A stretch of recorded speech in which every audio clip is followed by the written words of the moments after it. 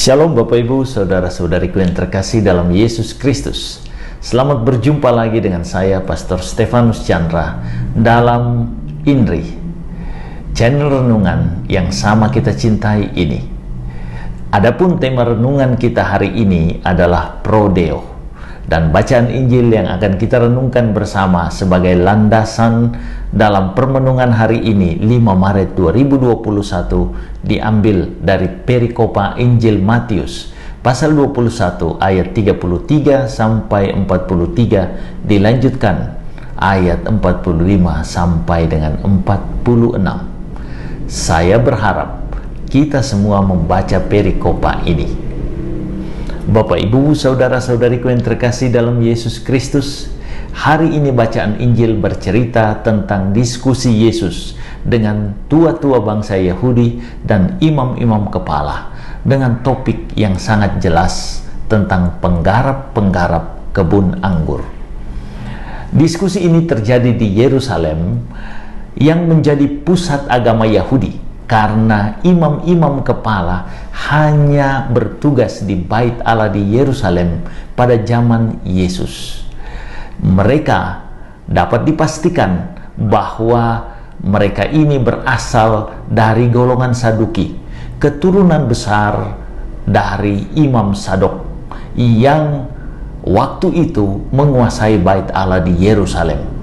Penginjil Matius menempatkan diskusi Yesus dan para tua-tua serta imam-imam kepala ini setelah Yesus masuk Yerusalem dan dieluk-elukan sebagai raja.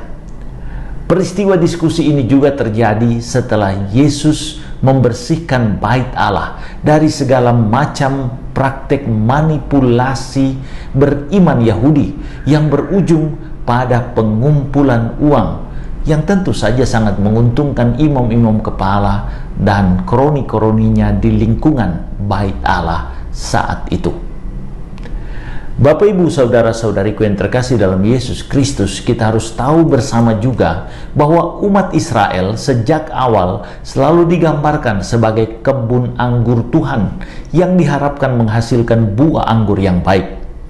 Para tua-tua dan imam-imam kepala dan para pemuka bangsa Yahudi lainnya adalah para penggarap yang diharapkan mengelola kebun anggur milik Allah itu. Umat Israel lain di sisi lain saat itu sangat menjaga ibadah mereka kepada Allah. Mereka sangat religius. Tentu saja ini sebuah potensi beriman yang luar biasa. Interese beriman yang tinggi ini seharusnya membuat Allah makin diagungkan di tengah umat. Tetapi realitasnya umat Israel justru tenggelam dalam praktek hidup rohani palsu yang diterapkan oleh para tua-tua dan imam-imam kepala bagi keuntungan pribadi mereka, sebagaimana yang digambarkan dalam peristiwa pembersihan Bait Allah Matius 21 ayat 12 sampai 17. Yesus saat itu menyatakan dengan sangat sarkastik situasi peribadatan yang dilakukan di lingkungan Bait Allah. Yesus mengatakan dengan tegas dalam peristiwa pembersihan Bait Allah, "Rumahku akan disebut rumah doa, tetapi kamu menjadikannya sarang penyamun." Matius 21 ayat 13. Para tua-tua dan imam-imam kepala bangsa Yahudi saat itu telah merebut kemuliaan Allah demi keuntungan mereka, sebuah interese yang sangat egois, karena semua pelayanan yang mereka lakukan terarah demi popularitas, demi kuasa, dan demi keuntungan finansial bagi mereka sendiri. Bapak, Ibu, saudara-saudariku yang terkasih dalam Yesus Kristus, salah seorang dokter yang pernah merawat saya dan melayani saya menyadarkan saya sekali waktu akan pelayanan pemberian diri kepada Allah sebagai seorang imam. Dalam bil yang saya terima untuk kemudian saya bayarkan di kasir rumah sakit tempat saya check up waktu itu, tertulis di jasa dokter Pro Deo. Saya senang saat itu. Mengapa? Karena saya tahu jasa dokter gratis. Saya tidak usah membayar. Tetapi sambil berjalan menuju ke tempat kasir, saya memperhatikan cara dokter itu menulis kata Pro Deo. Huruf P pada kata pro dan huruf D dalam kata Deo ditulis dengan huruf besar oleh sang dokter. Saya yang belajar sedikit bahasa Latin mengerti kemudian artinya. Itu pro artinya untuk, dan Deo, Deus artinya Tuhan. Dokter itu menulis itu bagi pelayanannya itu jelas untuk Tuhan.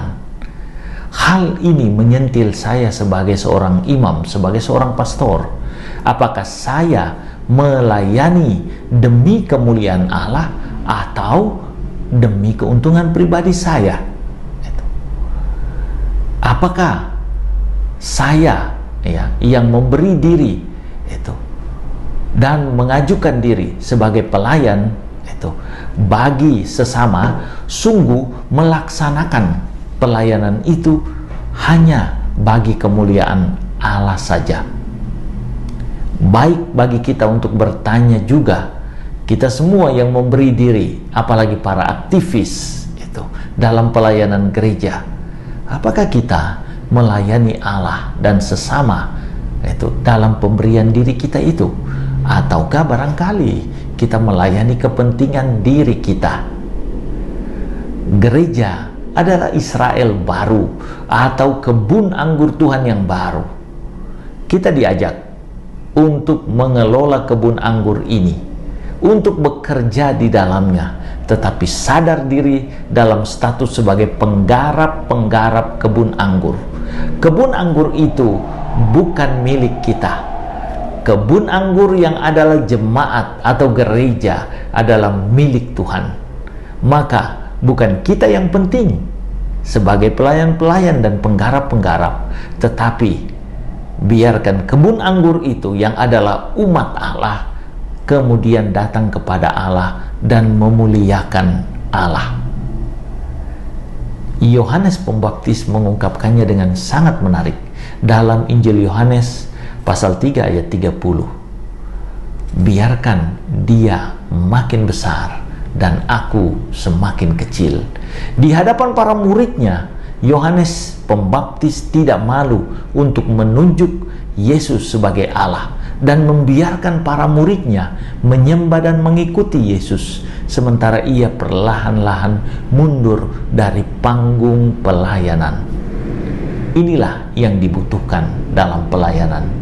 Itu kita melakukan semuanya pro Deo, untuk Tuhan. Maka upah bagi kita adalah seperti kata Paulus, upahku adalah bahwa aku boleh mewartakan Injil. Tuhan Yesus memberkati.